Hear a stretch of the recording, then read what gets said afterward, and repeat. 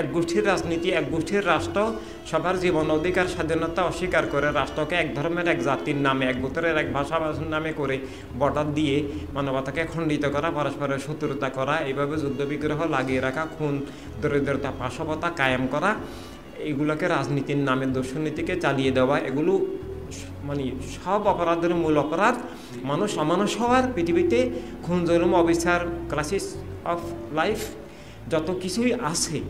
এগুলো war against life and humanity. এক গোষ্ঠীর রাজনীতি, এক গোষ্ঠীর রাষ্ট্র। আমরা আল্লাহ সাল্লাল্লাহু সাল্লামের আপন হলে আমরা সত্য মানবতাকে ভালোবাসতেই হবে,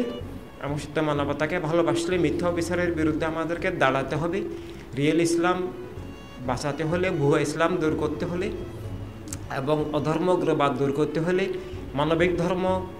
অন্যান্য ধর্মগুলো যদি স্রষ্টার নামে মানবতার পক্ষে হয় সেটাকে সংস্কৃতি, সেটাকে রাখতে হলে,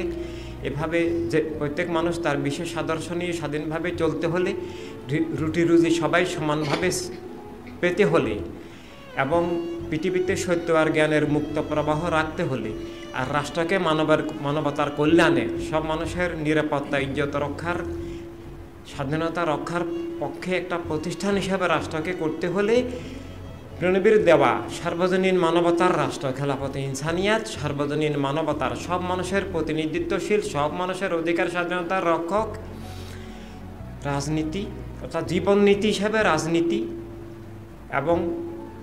সব মানুষের অধিকার স্বাধীনতার প্রতিষ্ঠান হিসাবে রাষ্ট্র লাগবে। একক গোষ্ঠীর রাষ্ট্র রাষ্ট্র নয়, একক গোষ্ঠীবাদী দল রাজনৈতিক দল নয়।